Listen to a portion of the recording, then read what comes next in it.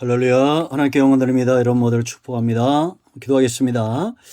하나님 감사합니다. 주의 음성 듣기를 사모하고 이 시대에 하나님의 구속의 역사 가운데 귀하게 쓰임받고자 하는 주의 백성들이 여기에 있습니다. 예수님 다시 오실 날의 징조들이 사람들 속에 분명히 보여지고 있습니다. 온갖 재난과 환경 속에 징조들이 보이지만 사람들의 마음은 바로의 마음이 완강했던 것처럼 온 땅에 하나님의 말씀이 전파되고 있고 하나님의 나라가 말있지 않고 능력이 있음이 분명히 보여짐에도 완강해지고 있는 그러한 시대 속에 우리가 있습니다. 세상이 어떠한 모습에 서 있든지 사단이 자기의 모습을 분명히 드러내는 그런 상황에 우리가 있습니다. 이럴 때 성도들은 세상과 이 사단의 역사에 우리가 두려움이 있는 것이 아니라 하나님이 기뻐하시는 선한 뜻 가운데 분명히 서기를 원합니다. 세상이 어떻게 반응하든지 불신자들이 어떻게 반응하든지 오직 말씀의 통로가 되고 하나님의 나라가 말있지 않고 능력이 있음을 보이는 삶의 이적과 표들이 나타나게 하옵소서. 오늘도 말씀하실 하나님을 찬양합니다. 예수님의 이름으로 사모하며 기도합니다. 아멘. 7장 14절을 읽고 말씀을 봅니다. 여호와께서 모세에게 이르시되 바로의 마음이 완강하여 백성 보내기를 거절하는도다. 거절했다라는 겁니다. 완악해졌다는 겁니다. 완강했다는 겁니다.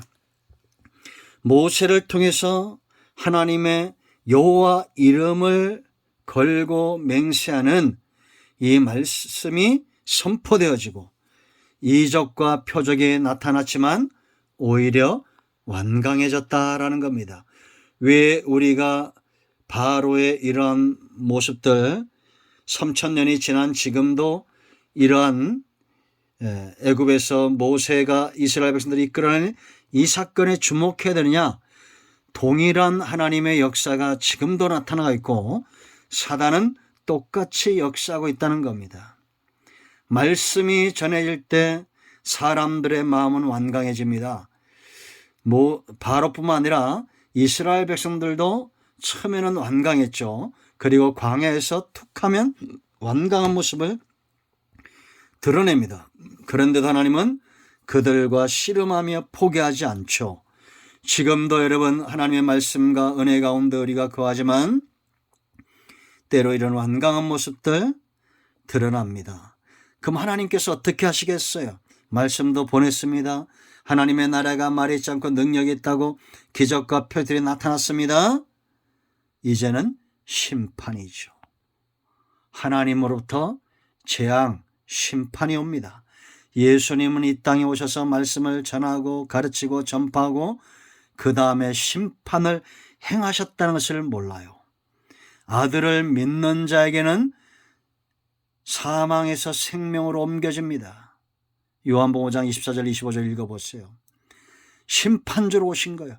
지금 우리에게 기회가 있습니다. 믿으면 지옥에서 천국으로, 사망에서 생명으로, 어둠에서 빛으로, 사단의 권세에서 하나님께로 완전히 신분과 분복이 변화되는 겁니다.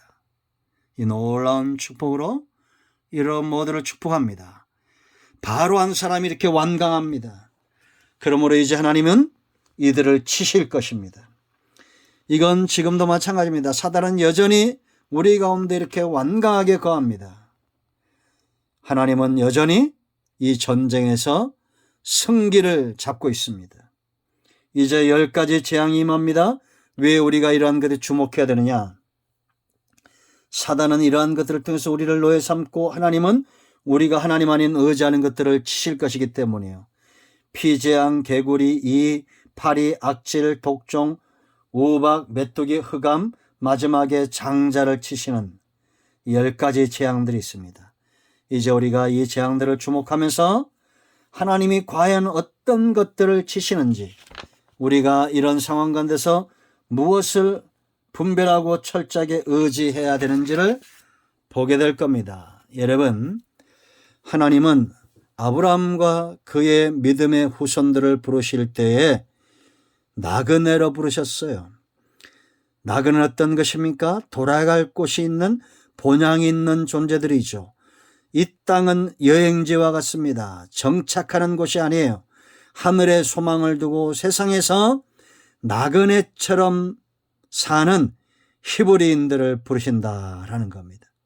하나님은 그들을 통해서 언약을 이행하여 나가신다라는 겁니다. 그러나 사단은 세상에, 이 땅에 자꾸 정착하게 한다라는 겁니다. 그러므로 이 끈을 잘라내는 심판, 재앙이 이제 하나님으로부터 오게 될 것이다 라는 겁니다.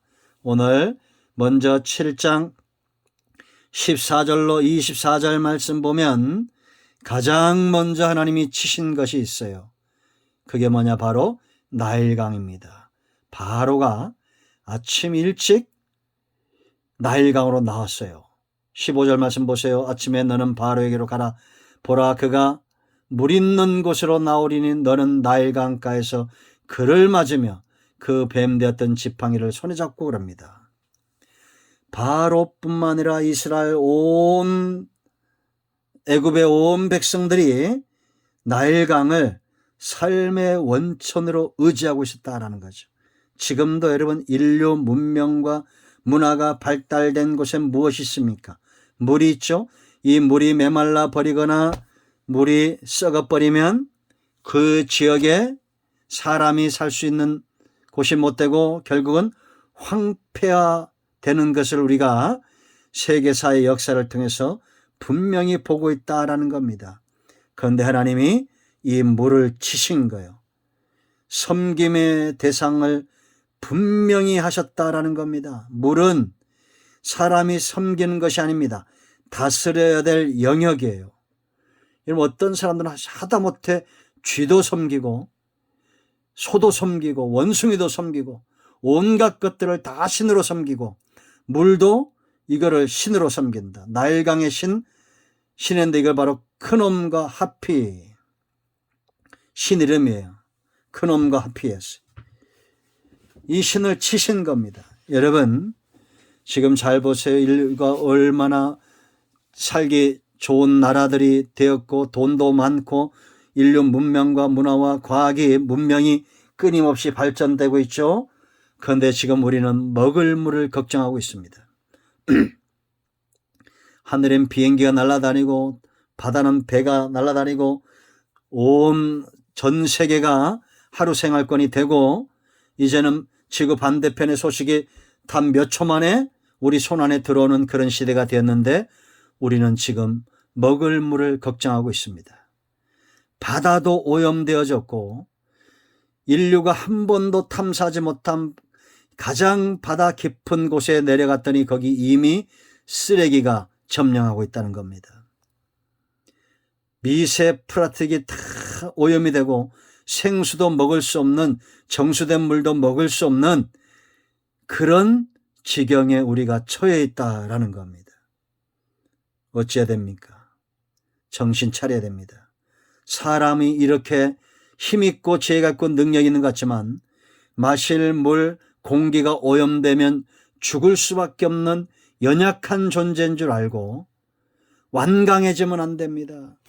자, 여러분 23절 말씀 보세요. 바로의 태도를 보세요. 바로가 돌이켜 궁으로 들어가고 그 일에 관심을 가지지 아니하였다라고 말합니다. 나의 강물이 피가 되어 먹을 수도 없는데 관심도 갖지 않는 거예요. 여러분, 지금 이 땅에 수많은 동식물들이 멸종되어져 가고 있고 이대로 두면 사람은 800년이 못 간답니다. 이제 우리는 환경 오염에 대해서 관심을 가져야 되고 사람이 얼마나 연약한 존재인가를 먼저 알고 무엇보다도 하나님을 의지하는 그런 저와 여러분이 되어야겠습니다. 사람은 먹을 물도 필요하지만 우리 안에서 흘러나오는 생수의 강을 경험해야 돼요. 하나님이 주시는 성령 안의 자유함의 역사가 저와 여러분 모두에 있기를 축복합니다. 기도합니다. 하나님 감사합니다. 주의 은혜를 인하여 감사합니다. 우리가 하나님이 아닌 다른 것들을 의지할 때 삶은 행복할 수 없다는 거 알게 하시고, 애굽 사람들이 나일강을 의지했듯이 지금도 온 나라 온 땅이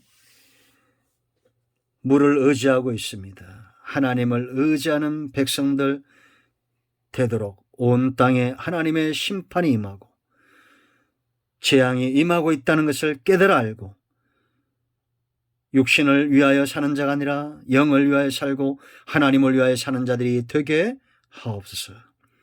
이렇게 문명이 발달돼도 먹을 물을 걱정해야 되는 그런 시대 속에 있습니다. 지혜 있는 자들이 이 말씀을 분별하고 깨어 근신하는 은혜가 있기를 원합니다. 예수 그리스도의 이름을 의지하여 간구하오니 우리 가운데 마음이 상한 자, 병든 자 치유하시고 회복시키시고 눈이 열리고 귀가 열려 말씀 위에 서게 하옵소서. 예수님의 이름으로 사모하며 축복하며 취하며 기도합니다. 아멘. 할렐루야. 응답되었습니다. 여러분 모두 축복합니다. 아멘.